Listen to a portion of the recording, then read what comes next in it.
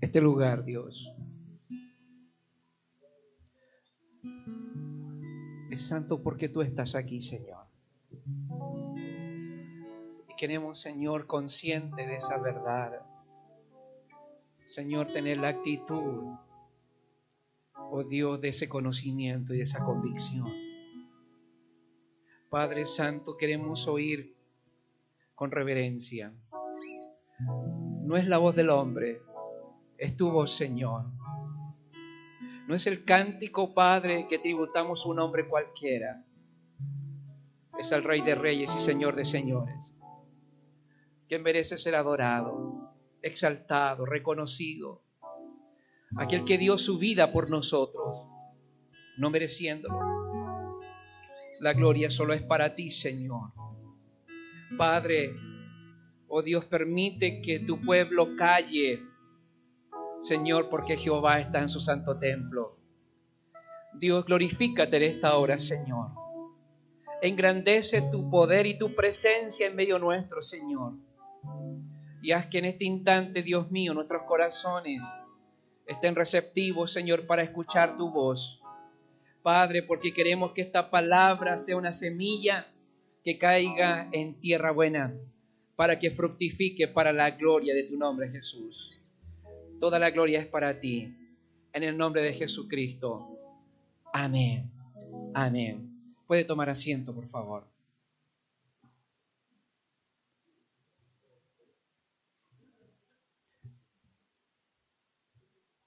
Esta tarde, sin duda en el marco del aniversario número 92, si no me equivoco, de la Unión Femenina, yo creo que en pocos lugares podemos hoy día estar conmemorando y celebrando tanta cantidad de años de una entidad, de una institución tan importante para el quehacer de la obra del Señor. Es que nuestras hermanas en este marco del aniversario están celebrando un culto evangelístico. ¿Sabe? Cuando yo pensaba en esto, venía a mi mente este concepto que la palabra de Dios nos plantea en el libro de Génesis, cuando Dios crea al hombre. Y Dios lo mandata diciendo fructificad y multiplicaos. ¿Se acuerdan ustedes de ese pasaje? ¿Sabe que este concepto de multiplicación es el concepto que Dios nos plantea al ser humano? No en términos solamente de procreación, sino básicamente de multiplicar la imagen de Dios. O sea, ninguna persona puede eludir la responsabilidad de la multiplicación.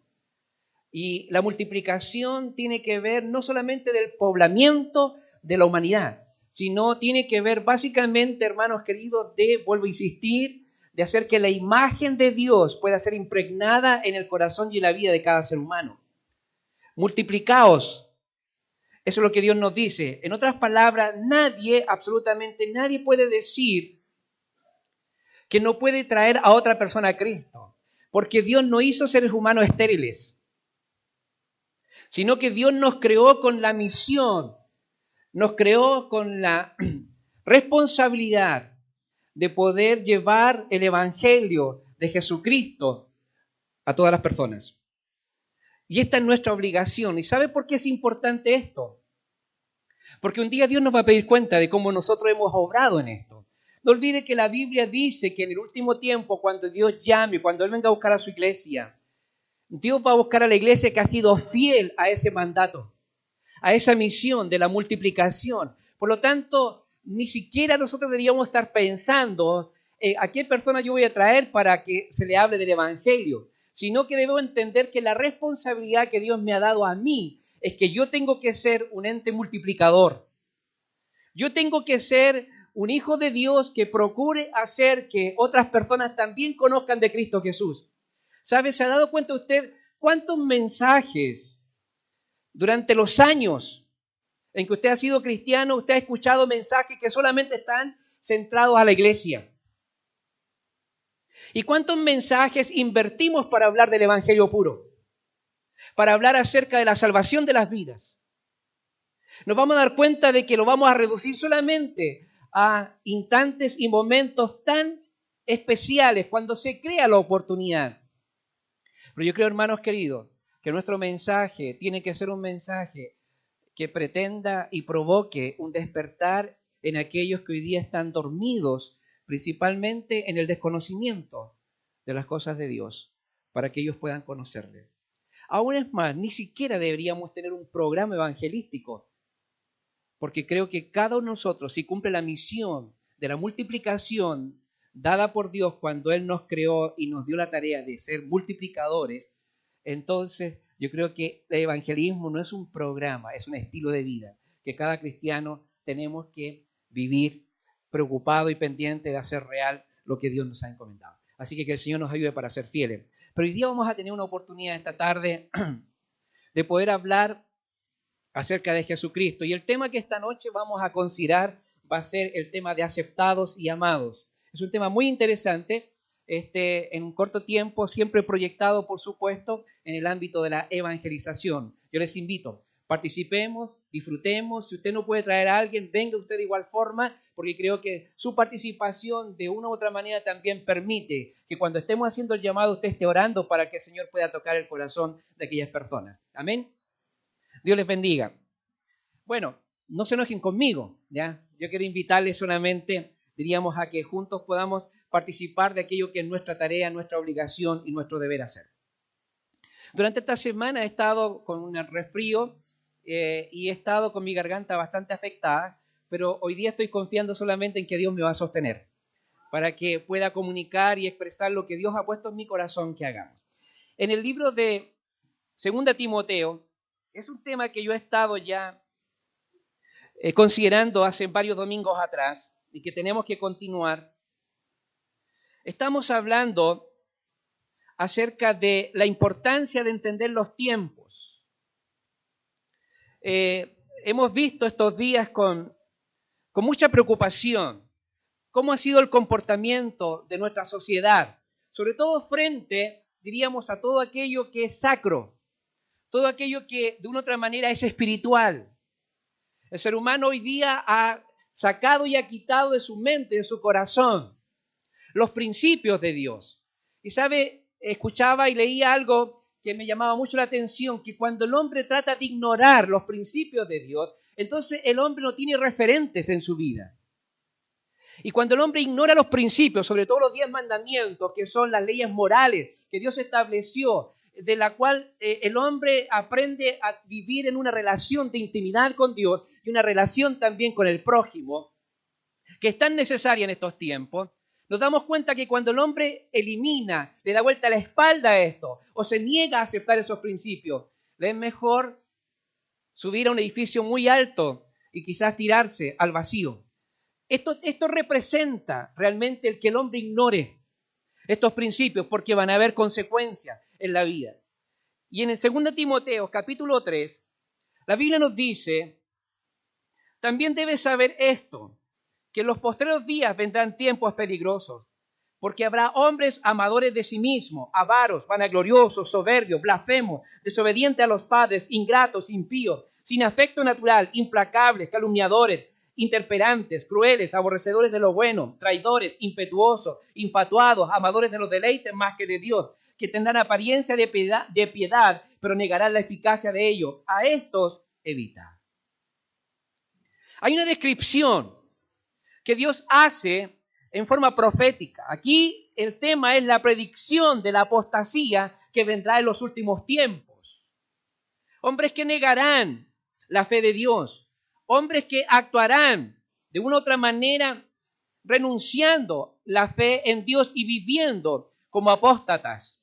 El apóstol aquí nos dejó el antídoto para esta apostasía. Y este antídoto es la palabra de Dios. Tenemos que mirar todo lo que hoy día estamos viviendo en nuestra sociedad sobre una cosmovisión bíblica, sobre la base de lo que Dios nos ha dicho en su palabra que sería, para no ser sorprendidos. Es por tal motivo que en este capítulo, que es tan importante y significativo para nosotros hoy, lo leamos también con esa apertura y con esa capacidad de poder evaluar el comportamiento de nuestra sociedad a la luz de la palabra. La apostasía de los últimos días, dice, también debes saber que en los últimos días vendrán tiempos peligrosos. Ya tuvimos la oportunidad hace varios domingos atrás de hablar de estos tiempos peligrosos. Pero este capítulo comienza, sin duda, hablándole Pablo a Timoteo, de algo muy importante que él quería que supiera. Y le estaba informando sobre qué esperar y cuál sería el futuro, sin duda, que tendría que enfrentar la iglesia. No era este un futuro muy brillante para la iglesia de Jesucristo. Habla acerca de los amadores de sí mismos. No voy a hablar de ellos hoy día porque ya hablamos de ellos.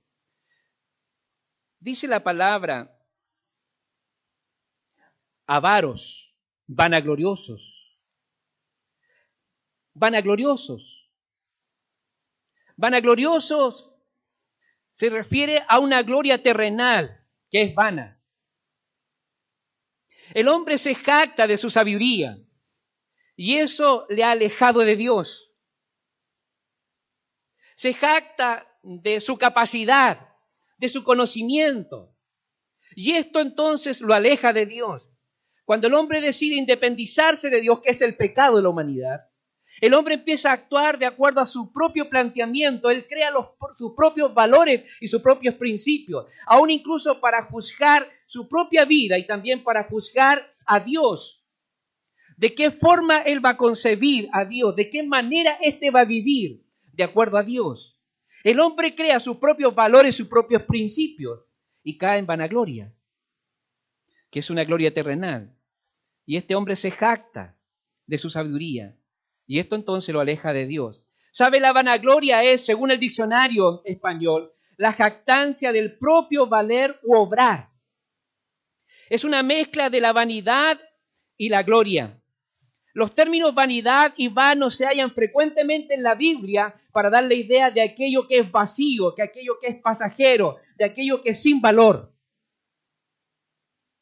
que no tiene importancia, que no tiene valor, vanidad.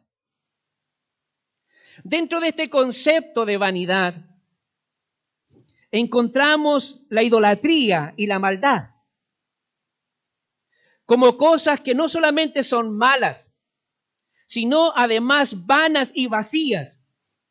Esto denota falsedad frente a la verdad. Por eso es que el apóstol Pablo, cuando habla con respecto a la culpabilidad del hombre en Romanos capítulo 1, habla acerca de la ira de Dios. Cómo la ira de Dios se ha rebelado contra la humanidad. ¿Y qué cosa es lo que ha provocado esta ira? El versículo 21 y 22 de Romanos 1 dice: a pesar de haber conocido a Dios, no lo glorificaron como a Dios ni le dieron gracias, sino que se envanecieron en sus inútiles razonamientos y se les oscureció su insensato corazón. Aunque afirmaban ser sabios, se volvieron necios. Mire, la culpabilidad del hombre por la vanidad. Cayeron en vanagloria, no agradecieron ni glorificaron a Dios, sino que ellos ahora crearon su propia forma de ser adoradores. Y para ello entonces levantaron ídolos. Cayeron en el paganismo. Crearon imágenes de aves, de cuadrúpedos, de reptiles y los adoraron. La vanagloria, el hombre creyéndose sabio, se convirtió en necio y termina entonces cayendo en la idolatría y en el paganismo. ¿Sabe? En la actualidad vemos grandes hombres que sin duda comenzaron y partieron bien su carrera en el Señor, como cantantes y músicos que hoy día sin duda vemos cómo han proliferado y han logrado sin duda impactar a muchos en el mundo. Pero han caído también en el concepto de la vanagloria. Por ejemplo, se cuestiona hoy día a ministros de la alabanza como ecuménicos. Leía tiempo atrás, no voy a nombrar el nombre, pero el cantante tanto admite que cree en el ecumenismo, aunque él lo explica.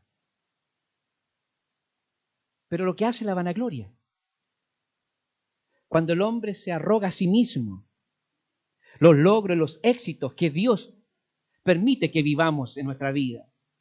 Los pregoneros hoy, por ejemplo, de la doctrina de la prosperidad, Desde los Estados Unidos ha penetrado y ha proliferado en América Latina el llamado palabra de fe, o también conocido como movimiento de fe, o la teología de la prosperidad, por ejemplo.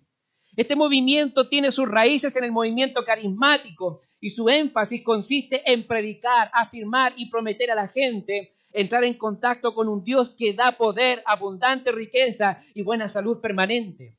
Lo único que promueve esta filosofía es la avaricia en las personas.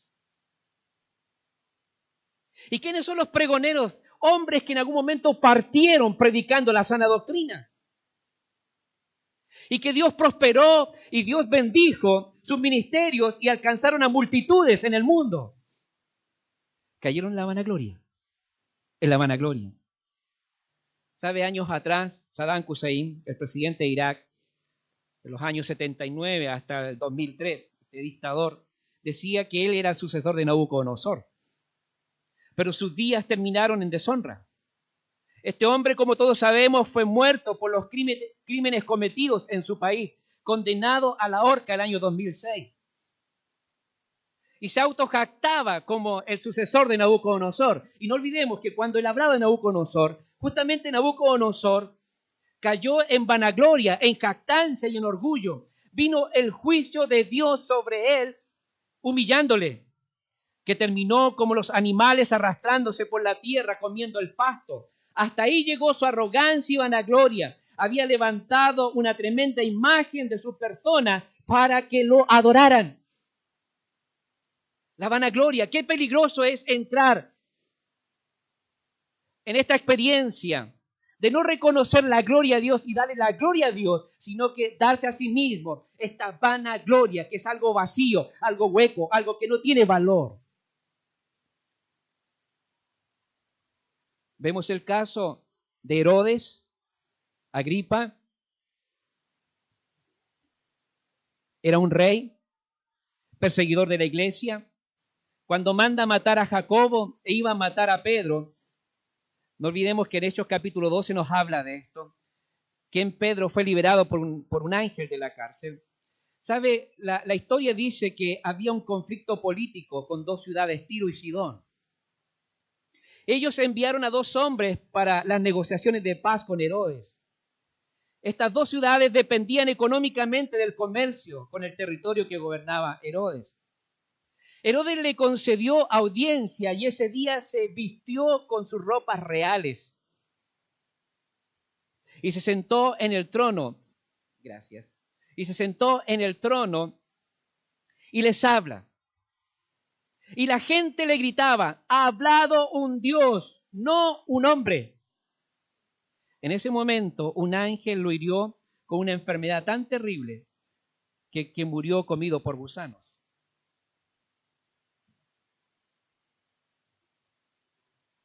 La vanagloria, hermanos queridos. ¿Cuán cerca estamos de tributarnos la gloria que no merecemos? Que no merecemos. En el libro de Ezequiel, en el capítulo 27 y capítulo 28, nosotros encontramos aquí cómo la profecía dada por Ezequiel es dirigida a una ciudad llamada Tiro, donde Dios le habla por voz de Ezequiel, el profeta, a esta ciudad de que sería destruida. Y aquí se destaca que esa profecía se cumplió literalmente. Y en la actualidad, las ruinas de esa ciudad yacen allí como testigos de la exactitud de la palabra de Dios. Tiro era una ciudad próspera, rica, enriquecida mediante explotación, principalmente de sus vecinos. Los escritores se refieren a esa ciudad como una ciudad plena de comerciantes sin escrúpulos. Fue un centro de idolatría e inmoralidad. Era una ciudad perfecta y hermosa y abundaba en riquezas de todo género. ¿Sabes? 100 años antes Isaías había profetizado sobre lo que ocurriría, diríamos, con Tiro.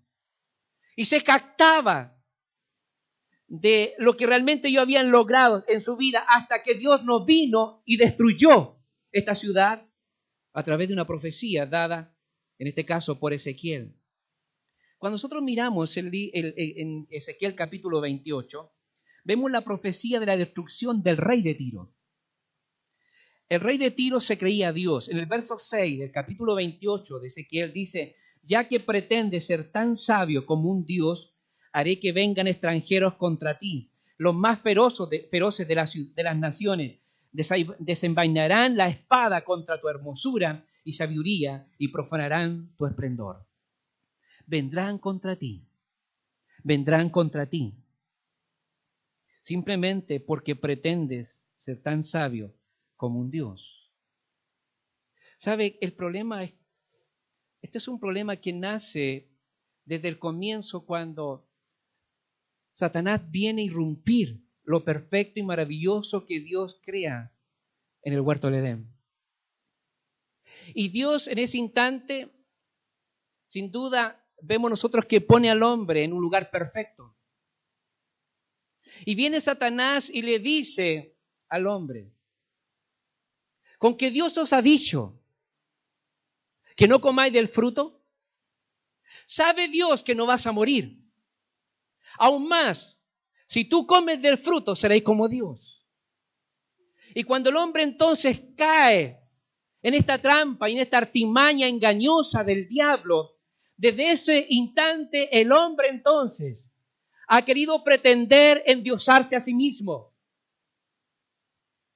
Y ha caído constantemente en este concepto de vanagloria. ¿A cuánto no hemos visto que han partido sanamente, han partido bien intencionadamente, iniciando ministerios, iniciando sin duda la obra de Dios en un área específica? Y cuando Dios los levanta y los bendice como Él ha prometido bendecir al que es humilde, entonces caen en orgullo y son presa de la vanagloria.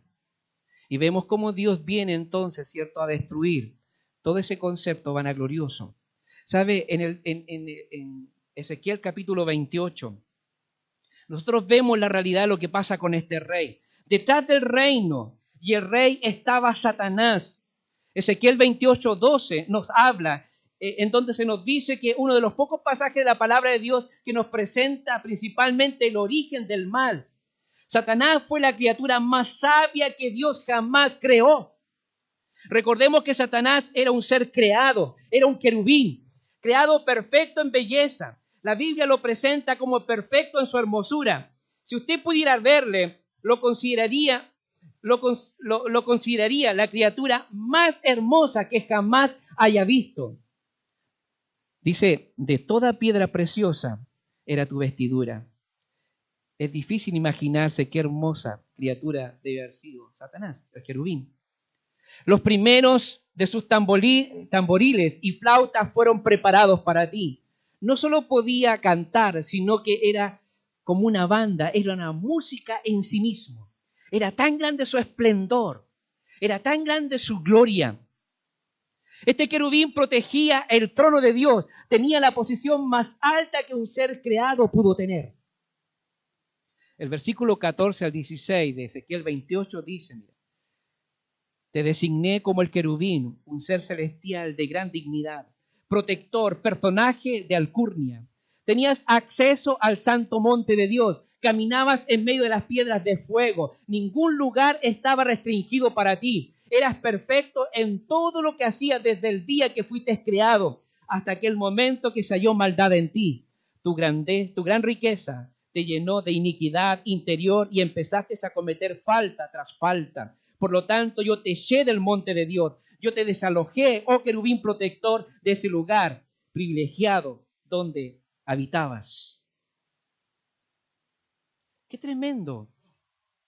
Cómo Dios tiene que tratar con aquel que tiene pretensiones que no le es permitido. Isaías 14 nos sigue hablando acerca de este querubín y lo explicó diciendo: ¿cómo caíste del desierto, lucero, hijo de la mañana? Derribado fuiste a tierra, tú que debilitabas a las naciones, tú que decías en tu corazón: subiré al cielo en lo alto, junto a las estrellas de Dios, levantaré mi trono y en el monte del testimonio me sentaré, en los extremos del norte, sobre las alturas de las nubes subiré y seré semejante al Altísimo. Mas tú derribado eres hasta el Seol, a lo profundo de la fosa. Así Dios lo derriba de su posición por su orgullo, por su vanagloria. Satanás quiso elevar su trono, quiso separarse de Dios y ser Dios. Se puso en rebelión contra Dios. A causa de tu intenso trato comercial, te llenaste de iniquidad y pecaste. Por lo cual yo te eché del monte de Dios y te arrojé de entre las piedras de fuego. Querubín protector, querubín protector. ¿Sabe?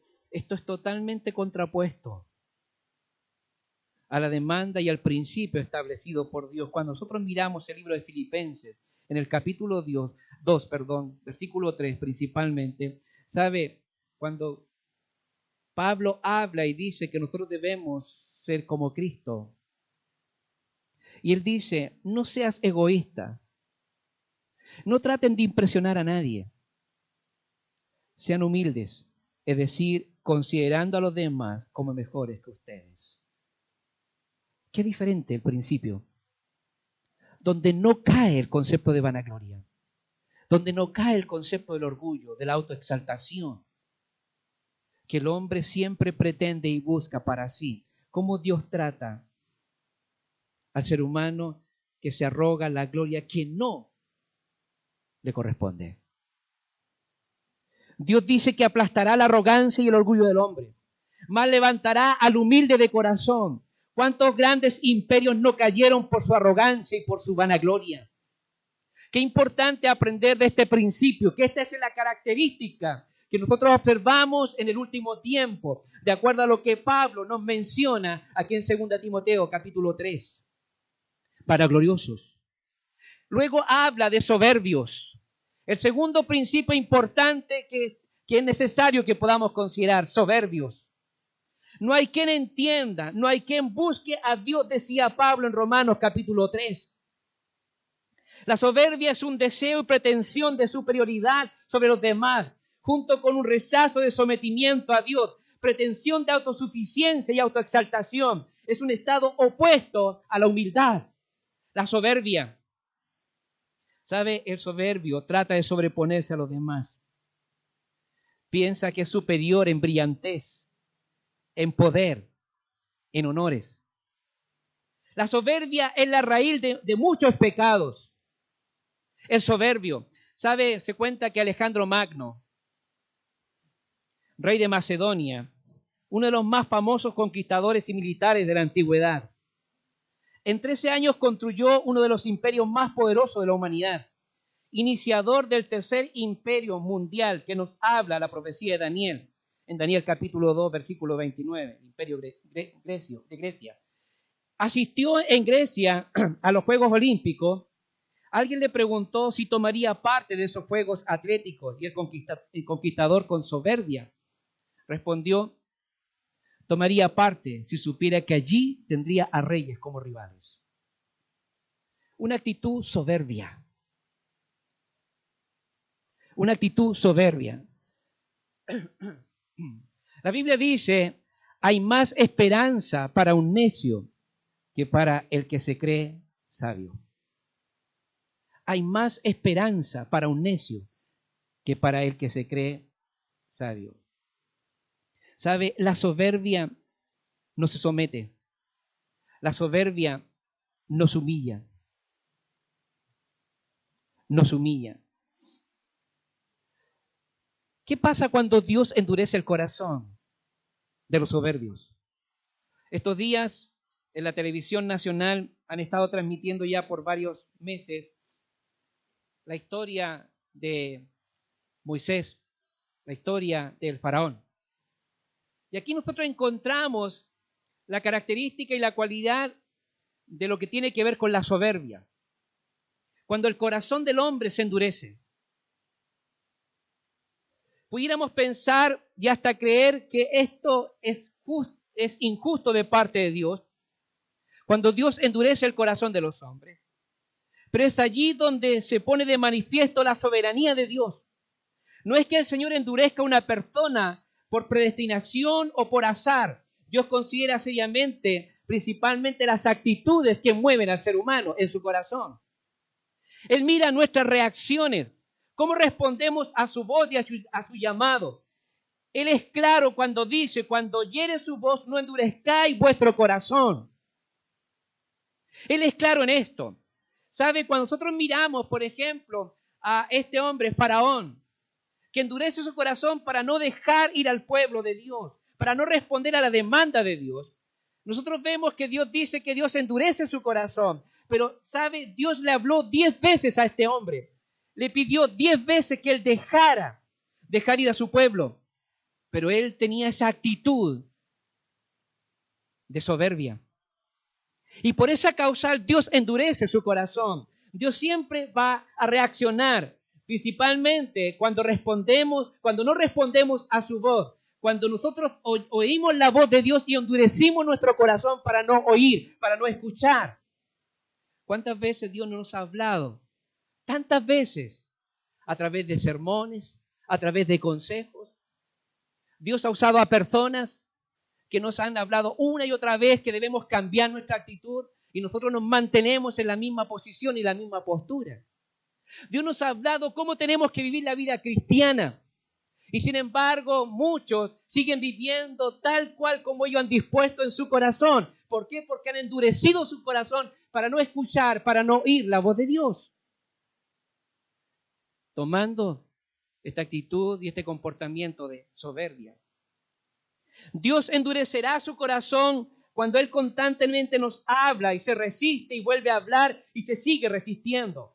Dios podría convencerlo con quebrantamiento para que cedamos, pero el Señor permite ese endurecimiento porque en muchas ocasiones nuestra necedad y desafío para con Dios son muy marcadas. Son muy marcadas. Cuando el Señor determina que una persona sea endurecida, no es porque no haya tenido oportunidades, al contrario de ello, es porque se han dado muchas oportunidades. Si algo se distingue del Señor es que es un Dios de oportunidades. Dios es un Dios de oportunidades. Y Él nos habla una tras otra vez. Y el hombre con desafío desperdicia cada oportunidad que Dios le da a su corazón y a su vida. Y cae en este estado entonces de soberbia en su vida. Debemos tener cuidado porque podemos correr el riesgo de que Dios endurezca nuestro corazón por causa de estar resistiendo su palabra. Y el ejemplo que encontramos en el libro de Éxodo es claro, hermanos queridos. Cuando Dios nos habla, debemos estar prestos para oír, debemos estar prestos para escuchar la voz de Dios. Hoy día el hombre no quiere obedecer a Dios, no porque desconozca su palabra, sino que no quiere obedecer a lo que Dios ha dicho que debemos hacer. Estos días conversaba con alguien que estaba solicitando algo de la iglesia, participar de un ritual, de un ceremonial. Y en ese instante, cuando conversé y pregunté si él era cristiano, me dijo que sí, que él nació en el cristianismo, pero que estaba muy alejado de Dios. Pero principalmente ese alejamiento no lo veía como malo porque él consideraba de que él de repente oraba, él consideraba que de repente, cierto, él escuchaba en la radio los días domingos la predicación, no me dijo si leía la palabra, y él consideraba que estaba bien. ¿Sabe qué tremendo es esto? Que hoy día estemos planteándonos sobre la base de simplemente estar tan pendientes y preocupados de participar del ceremonial. Y hacemos de nuestra vida cristiana lo que Dios dice que no debemos hacer, lo que Dios no aprueba ni avala. Esa actitud soberbia de creer que lo que yo estoy planteando, determinando y decidiendo en mi vida es lo correcto y está bien, no importando que si lo miro a la luz de la palabra de Dios, no se ajusta al principio de Dios, porque lo que Dios busca no es simplemente que participemos de un ceremonial. Dios busca que nosotros le amemos a Él y que aprendamos a vivir una relación con Él. Eso es lo significante, eso es lo que realmente tiene valor. Cuando nosotros hacemos lo que hacemos porque le amamos a Él. Y cuando nosotros le amamos a Él, queremos hacer lo que Él quiere que hagamos. ¿Sabe? Esa independencia que el hombre adoptó para sí cuando rechazó los principios, los valores y la oferta que Dios le dice de querer vivir en esa comunión con Dios, hace que el hombre entonces hoy día decida de qué forma va a servir a Dios. Y ya no lo hace como Dios ha dispuesto en su palabra, porque ha caído en este estado de soberbia. Y cuando el hombre una tras otra vez, Dios le habla, ¿sabe? Al final, Dios endurece su corazón. Endurece el corazón del hombre, para que éste entonces no responda al llamado de Dios a su vida. Por eso debemos cuidar de que nuestra actitud no sea soberbia, nuestra actitud sea humildad, porque Dios da gracia a los humildes, pero resiste a los soberbios. Amén.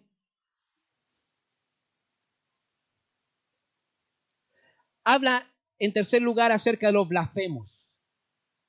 Hablar de Dios de una manera injuriosa es insultar a Dios. Esta es la tercera característica que nosotros encontramos en el comportamiento del hombre del último tiempo. Blasfemos. Atribuir al Señor cualidades que Él no tiene. Toda usurpación de las prerrogativas divinas es una blasfemia. Atribuir a Satanás los milagros de Cristo, por ejemplo, como dice Mateo 12:24. Mas los fariseos al oírlo decían: este echa fuera demonios por Beelzebú.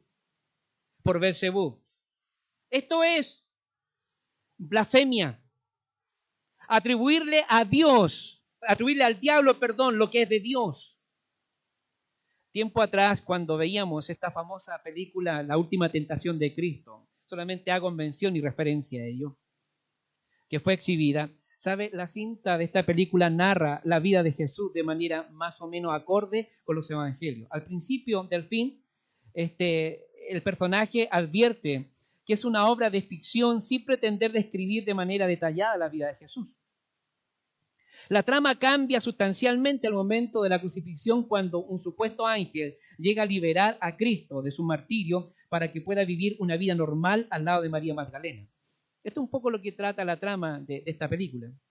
Jesús era un ser humano como todos, pero después de algunas señales divinas pasa algunos días en el desierto. Ahí resiste las tentaciones de Satanás para al fin descubrir y comenzar su vida como el Mesías.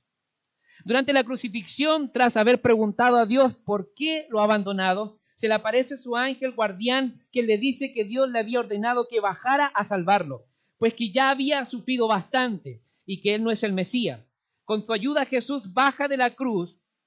Los presentes continúan como que si esto no hubiese ocurrido y continúan mirando la cruz, mientras el ángel y Jesús se retiran.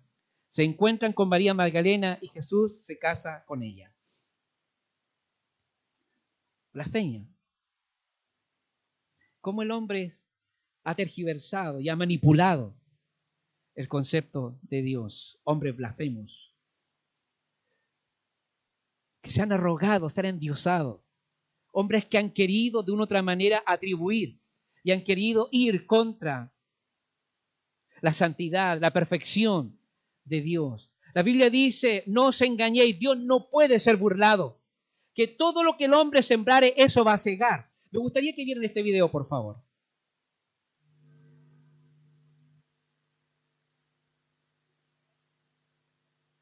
A propósito de la muerte de Hugo Chávez, en este mes de junio se estarían cumpliendo 3 años desde que él expresó esta maldición sobre el pueblo de Israel. Escuchémosla. Aprovecho para condenar de nuevo, desde el fondo de mi alma y de mis vísceras, al Estado de Israel. Maldito seas, Estado de Israel. Maldito sea. Cabe señalar que Israel es el pueblo escogido por Dios y Él la considera la niña de sus ojos. Ofender a Israel es ofender a Dios. En las Sagradas Escrituras encontramos: los invito para que escuchen el siguiente resumen de hombres y mujeres que osaron maldecir o burlarse de Dios. John Lennon, cantante, durante su entrevista en una revista americana, él dijo: la cristiandad acabará desaparecerá. Yo no tengo que discutir sobre eso, yo estoy seguro. Jesús era ok, pero sus asuntos eran demasiado simples. Hoy nosotros somos más famosos que él. Lennon, después de decir que los Beatles eran más famosos que Jesús, le dispararon 6 veces. Durante la campaña presidencial, Tancredo Neves, presidente de Brasil, dijo que si conseguías 500,000 votos, ni Dios lo quitaría de la presidencia. Efectivamente, él consiguió los votos, pero se enfermó un día antes de asumir como presidente y murió. El hombre que construyó el Titanic. Después de la construcción del Titanic, un reportero le preguntó cuán seguro sería. Con un tono irónico, él dijo, ni Dios puede hundirlo. Todos saben lo que pasó con el Titanic. Marilyn Monroe, actriz, fue visitada por Billy Graham durante una presentación de un show. Él dijo que el Espíritu de Dios lo había enviado para predicarle a ella. Después de oír lo que el predicador tenía que decir, ella dijo, yo no necesito a su Jesús. Una semana después, ella fue encontrada muerta en su apartamento.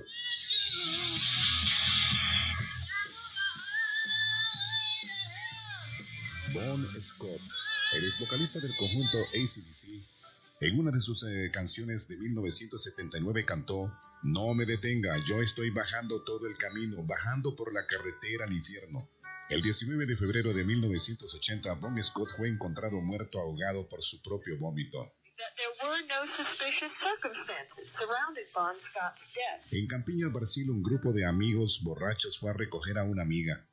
La madre de esa muchacha la acompañó al automóvil y estaban tan angustiada por la embriaguez de los amigos de su hija que le dijo, sosteniendo su mano, hija mía, vaya con Dios y permita que Él la proteja. Ella respondió, solo si Dios viaja en el maletero porque aquí dentro ya está lleno. Después de algunas horas llegó la fatal noticia que ellos habían tenido un grave accidente y todos habían muerto. El automóvil no podía reconocerse, pero sorprendentemente el maletero estaba intacto. La policía dijo que no existía ninguna manera que el maletero quedara intacto. Y para sorpresa de todos, dentro del mismo había una canasta llena de huevos y ninguno se había roto.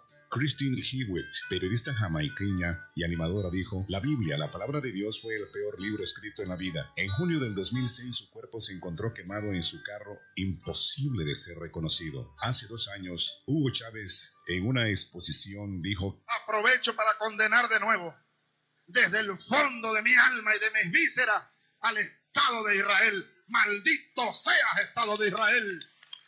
¡Maldito sea! Precisamente el cáncer se le regó a las vísceras y murió. Amigos oyentes, de Dios nadie se burla.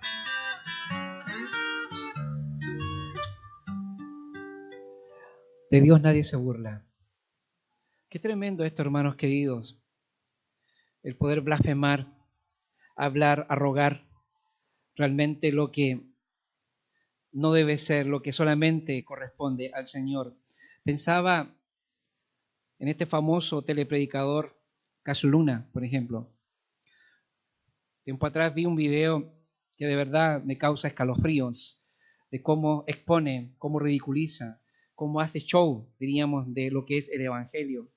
Sin duda muchos quedan impresionados por sus mensajes, por sus palabras, pero sus acciones, su falta de respeto, su falta de consideración, su falta de temor a Dios, sin duda dejan a muchos de verdad con una sensación de pesar. En uno de sus cultos, él tira una Biblia al piso y reta a 2 hombres que él llama de la audiencia a que pasen por sobre la Biblia, hacia donde él está, y declara, hay una línea de poder de Dios. Las personas comienzan a moverse cayendo al piso, moviéndose como si estuvieran retocijones en el estómago, no pudiendo llegar donde Él. Él dice que tiene poderes dentro de Él. Es una burla contra el Espíritu Santo. Muchos siervos de Dios declaran hereje y blasfemo a Cash Luna como ladrón y estafador de la fe. Podemos mencionar una infinidad de personajes que hoy día han pretendido querer pasar por sobre Dios. Se sienten con la licencia, la libertad de proferir, de hablar irresponsablemente, sin considerar el hecho de que Dios no puede ser burlado, hermanos queridos.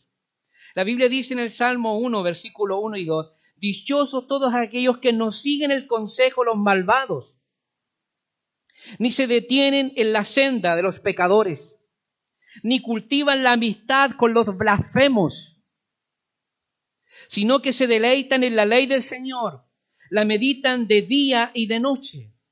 Mira, qué tremendo y fuerte es el llamado que Dios hace a la iglesia de cuidar con quién yo me relaciono. Ni cultivan la amistad con los blasfemos. Por eso que es tan importante hoy día vivir conscientes y sobre todo, hermanos queridos, a la luz de lo que la palabra del Señor nos plantea. El celo por el nombre de Dios y su palabra debe ser una realidad en los hijos de Dios. Debe ser una realidad en nuestras vidas. Blasfemar no es solo decir con nuestros labios que Dios no es Dios y negar su obrar, sino también es vivir como los blasfemos que no respetan, que ni temen, ni aman la santidad de Dios, negar con nuestros hechos el obrar de Dios en nuestras vidas. Con nuestros hechos el obrar de nuestras vidas. Hay personas que aún siendo cristianos, ¿sabe?, viven como blasfemos. No respetan ni consideran. Aún dentro de sus conversaciones, nosotros muchas veces hemos caído en este juego de reírnos con chistes que otras personas nos cuentan acerca de Dios. Temor, reverencia, respeto. Jesucristo habla claramente con respecto a la blasfemia contra el Espíritu Santo. Todo pecado y blasfemia será perdonada a los hombres, mas la blasfemia contra el Espíritu Santo no le será perdonado, dice Jesús. La blasfemia contra el Espíritu Santo es atribuir al diablo los milagros que Cristo hacía por el poder del Espíritu Santo. Y los fariseos, al oírlo, decían, no echa fuera los demonios, sino por Beelzebú, príncipe de los demonios. El pecador blasfemo se obstinará en su pecado, no sintiendo arrepentimiento y por lo tanto jamás podrá alcanzar salvación. Es el Espíritu Santo de Dios el que nos convence de pecado. El blasfemo nunca reconocerá a Dios, nunca tendrá la capacidad para permitir que el Espíritu Santo pueda mostrarle a él mismo como pecador. Por lo tanto, está negando esa obra y al negar esa obra no tiene posibilidad de salvación. Porque ¿quién nos convence de pecado? Es el Espíritu Santo. Es el Espíritu Santo. Qué importante es considerar estos aspectos. Considerar sin duda estas enseñanzas y estas advertencias. De no caer en la soberbia, en la vanagloria. De no caer en la blasfemia. Y de vivir coherente a la palabra de Dios. En vivir en el temor reverente a los principios de Dios. Dios enaltece, dice, al humilde. Dios enaltece a aquel que se humilla. Dios enaltece a aquel que procura actuar y vivir de acuerdo a lo que su palabra nos plantea. La Biblia dice que el hombre no puede engañarse a sí mismo, porque Dios no puede ser burlado. Hermanos queridos, cuando nosotros vivimos una vida de acuerdo a lo que Dios ha establecido, Dios va a cumplir lo que Él ha prometido para nuestras vidas. Si vivimos en obediencia, si vivimos en una actitud humilde, si vivimos en una actitud sin duda de reverencia, de respeto, de consideración a Dios, Dios estará allí para poder bendecir y fructificar lo que nosotros hagamos y emprendamos en esa actitud de temor, en esa actitud de reverencia. Qué importante dejar que el Señor nos bendiga. Más adelante vamos a hablar acerca de la desobediencia a los padres. Es otro tema muy interesante que también está planteado en la Biblia, hermanos queridos. ¿Sabe qué tremendo es cuando nosotros miramos la historia? Los hijos que se rebelaban contra los padres eran muertos en la antigüedad. Los hijos que actuaban en desobediencia contra los padres eran muertos en la antigüedad. Vamos a ver esto más adelante porque es un tema un poco más largo. Vamos a hablar de esta característica que tiene que ver con la desobediencia de los hijos a los padres. Vamos a orar al Señor. Padre, gracias, Señor. Gracias porque no estamos ajenos, Señor, y no vivimos en ceguera. Dios del cielo, tú nos transmites tu palabra. Y lo que hoy día, Señor, hemos querido hacer es nada más que esto. Poder hacer que esta palabra sea fresca, esté al alcance de nuestra mente, de nuestra consideración. Señor amado, oh Dios del cielo, para actuar como tú, Señor, quieres que vivamos. Hoy día vemos, Señor, que esta actitud, Padre, ha proliferado Señor, en el comportamiento del hombre, esta actitud de irreverencia, esta actitud, Padre, de soberbia, esta actitud, Dios mío, Padre Santo, de vanagloria, esta actitud, Padre, de blasfemia. Dios, hoy día vemos que el hombre ha actuado, ha perdido, Señor, oh Dios, Padre Santo, la capacidad de temor a ti. Señor del cielo, y se ha rebelado contra ti. Y aún más te ha desafiado, Señor del cielo, con sus acciones y sus actitudes. Señor del cielo, pero sabemos nosotros, oh Dios del cielo, que nadie puede prevalecer. Señor, cuando actúa contrario a tus principios, cuando se mueve y acciona, Señor, con motivaciones que solamente tú conoces y que tú ves y que tú juzgas, Dios mío, porque tú conoces con qué motivación hacemos las cosas, con qué motivaciones hablamos, Señor, a otros, con qué motivaciones nosotros juzgamos la vida de otros, con qué motivaciones, Padre Santo, oh Dios, nosotros, Señor amado, ofrecemos a ti el culto, la adoración, la alabanza, el reconocimiento, oh Padre, que nosotros expresamos con nuestros labios, pero que muchas veces, Padre, oh Dios del cielo, no es la expresión de lo que hay en nuestro corazón. Señor, tú nos conoces, Padre. Señor, líbranos como pueblo tuyo, Señor, oh Dios, si estamos, Padre Santo, yendo, Padre bendito, a favorecer estas actitudes y este comportamiento. Señor, que podamos ser claros en lo que tú, Señor, quieres, Padre Santo, para nuestras vidas. Señor, y que actuemos, Dios del cielo, Señor, como tú esperas de tus hijos, de tu pueblo. Que podamos amarte, que podamos, Señor, desearte con todo nuestro corazón. Que podamos, Señor, oh Dios, desear querer vivir, Padre Santo, Dios, en reverencia y sobre todo en humildad. Señor, nadie aquí es mejor que nadie. Todos somos dignos de misericordia. Padre Santo, tú, Señor, eres el que permite, Señor del cielo, que seamos lo que somos. Nadie tiene en este instante la facultad y la autoridad para rogarse nada, porque todo lo que tenemos viene de ti, Señor. Por lo tanto, la gloria solo es para ti, Padre. Dios del cielo, tu palabra es clara, que lo que tú has dicho que ocurrirá, ocurrirá. Que lo que tú has dicho, Señor, que viviremos, lo viviremos. Señor, por eso ayúdanos a ser sabios oidores, sabios hacedores, Señor, de tu palabra. Señor del cielo, Padre Santo, y que en ningún instante, Dios del cielo, nos veamos, Padre, oh Dios, provocando tu ira, Señor, en favor nuestro. Señor, la gloria sea para ti, Padre. Ten misericordia de nuestras vidas. Yo bendigo, Señor, la vida de tu iglesia y de tu pueblo. Señor, ayúdanos a ser sabios en nuestra manera de vivir. Señor, tú estás al lado de aquellos que, Señor, tienen un corazón de acuerdo a tu corazón. Señor, tú bendices y fructificas, Señor, la vida, Padre, de aquellos que hacen las cosas en un temor reverente ante ti. Señor, gracias por tu presencia. Señor, gracias porque sé que tú, Señor, estás con nosotros. Bendice a tu pueblo. Y en esta oportunidad también aprovecho a orar por el culto de esta tarde. Queremos que tú seas glorificado, Señor.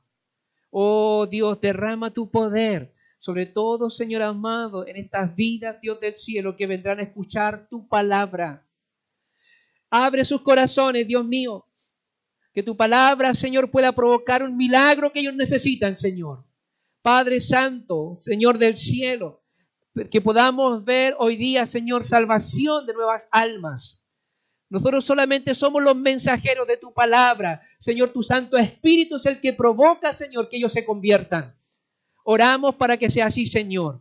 Padre, en el nombre poderoso de Jesucristo, te bendecimos y te agradecemos, Señor, porque tú, Padre Santo, anhela la conversión, Señor del cielo, de nuestra humanidad. Tu palabra dice que tú no quieres que nadie se pierda, Señor del cielo.